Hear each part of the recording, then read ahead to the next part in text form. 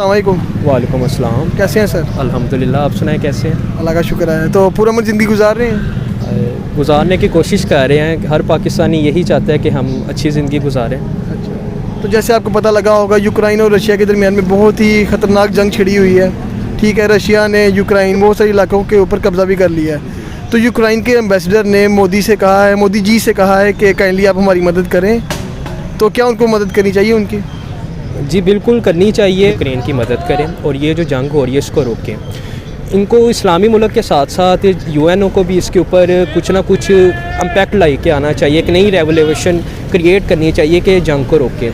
क्योंकि no doubt एक Russia जो है एक बहुत बड़ी एक पावर है, बहुत बड़ी पावर है। मतलब कि अमेरिका के बाद हम एक कंसीडर करते हैं कि यार रशिया एक बहुत बड़ी पावर है। तो यूक्रेन एक छोटा मुल्क है, ज़ाहिरी बात है, हम सबको पता है। और जो यूक्रेन का जो एम्बेसडर है उसको वाकई वो सही जेन्युइन गया है इंडिया के उसके पास, मोदी के पास। उसको चाहिए कि वो उसकी हेल्प करे।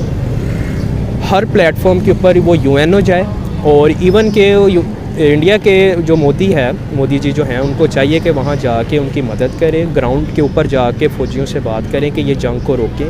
हर वो चीज़ इख्तियार करें कि जिसकी वजह से जंग ना हो। क्योंकि देखें अगर ये जंग होगी तो ये इस खित्ते के लिए बहुत मुश्किलात पैदा कर सकती है। ज़ाहिर बात है, जब उनको कोई बेहतरी नज़र आई है तो उन्होंने उससे हेल्प मांगी है ना, कि जो उनकी हेल्प करेगा भी। हो सकता है उन्होंने और से भी मांगी हो, लेकिन उन्होंने ना किया हो, जिसकी वजह से वो इंडिया के पास गया। तो इसलिए अच्छी बात है, अगर हेल्प मांगना कल को हर किसी का भी वक्त आता है। तो आपको क्या लगता है कि इंडिया इस काबिल है कि उनकी मदद कर पाएगा?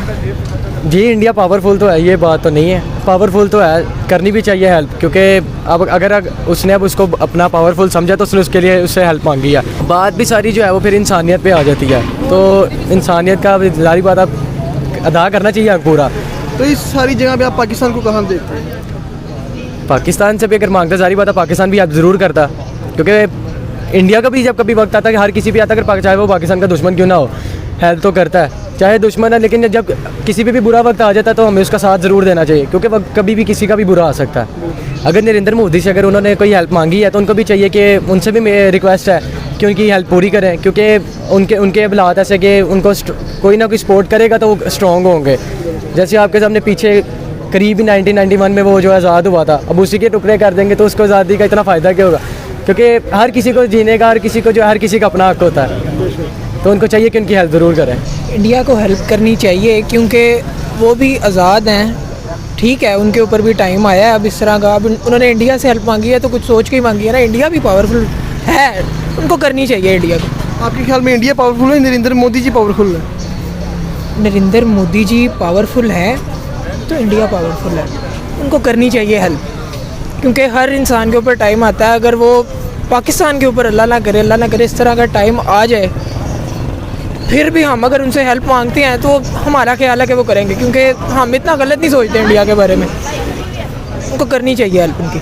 अगर इंडिया से उन्होंने हेल्प मांगी है ना, अब इंडिया को हेल्प करनी चाहिए उनकी। ये हमें, अगर नरेंद्र मोदी साहब अगर मेरी आवाज़ सुन रहे हैं तो उनसे रिक्वेस्ट है कि उन्होंने कुछ सोच समझ के ही उनसे हेल्प मांगी है ना, उनकी हेल्प करें वो। क्योंकि कल ना खुदा ना ख्वास्ता कल अगर इंडिया में भी इस तरह का टाइम आ जाता है और वो हमसे हेल्प मांगते हैं तो हम अपनी पूरी कोशिश करेंगे कि उनको सपोर्ट करें पूरा। अगर नरेंद्र मोदी से अगर उन्होंने कोई हेल्प मांगी है तो उनको भी चाहिए कि उनसे भी मेरी रिक्वेस्ट है कि उनकी हेल्प पूरी करें। क्योंकि उनके हालात ऐसे कि उनको कोई ना कोई सपोर्ट करेगा तो वो स्ट्रॉन्ग होंगे।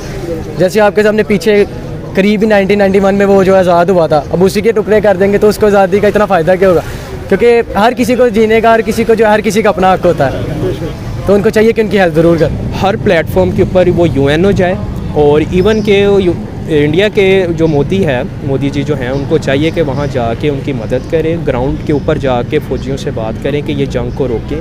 हर वो चीज़ इख्तियार करें कि जिसकी वजह से जंग ना हो। क्योंकि देखें अगर ये जंग होगी तो ये इस खित्ते के लिए बहुत मुश्किलात पैदा कर सकती हैं। आपको पता होगा कि जिस तरह से अमेरिका ने वो ड्रोन वगैरह जो अटैक किए थे उसकी वजह से तकरीबन कोई 10 to 12% जो दुनिया थी वो वेस्ट हो गई थी। अभी तक वो वेस्ट जा रही है। मतलब कि वहाँ के जितनी भी आबादी है वो अभी तक वेस्ट हो रही है। तो ये जंग का जो सिलसिला है इसको यहीं पे रोकना चाहिए।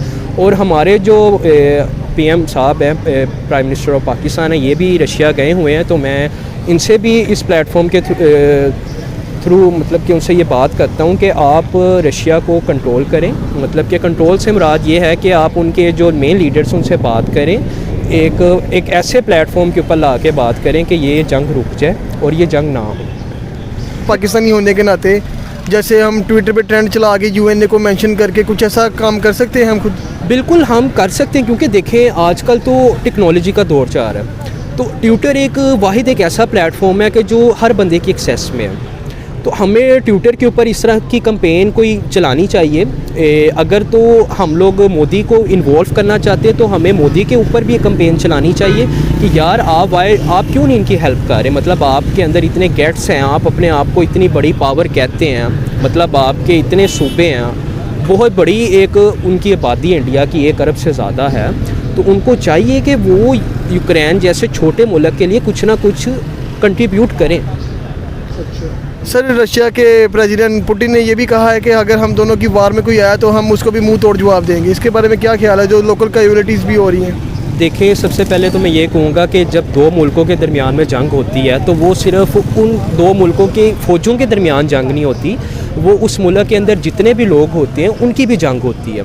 तो रशिया के नो डाउट एक बहुत बड़ी पावर है अमेरिका के बाद, तो रशिया ने अगर इस चीज़ का दावा किया है कि मैं उनके मतलब एटमी धमाका मैं करना चाहता हूँ या वो इरादा रखता है, अगर वो इरादा रखता है तो वो कर भी सकता है, तो इसको हमने नहीं होने देना किसी भी तरीके से। अगर जापान में भी रशिया ने ही किए थे जो अभी तक उनके साइड इफ़ेक्ट आपको नज़र आते हैं। बिल्कुल, ये देखें ना, अगर वो एटमी धमाका होगा तो उससे पूरे खित्ते को नुकसान होगा, तो ये बहुत गलत चीज़ है। इसके ऊपर हम इस्लामी जितनी भी कंट्रीज़ हैं इसके ऊपर भी एक एमओ साइन होना चाहिए, जितनी भी हमारी इस्लामी रियासत है, कि यार इस जंग को रोकें।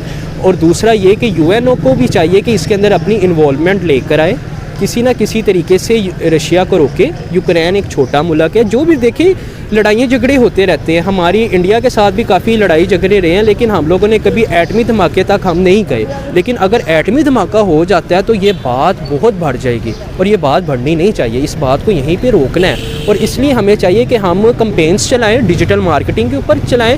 हमारे पास इस किस्म के टेक्नोलॉजी के बहुत से प्लेटफॉर्म हैं, हम लोग मतलब कि कैंपेन कर सकते हैं। हमें चाहिए कि कैंपेन करें और इन दोनों की वॉर को रोकें।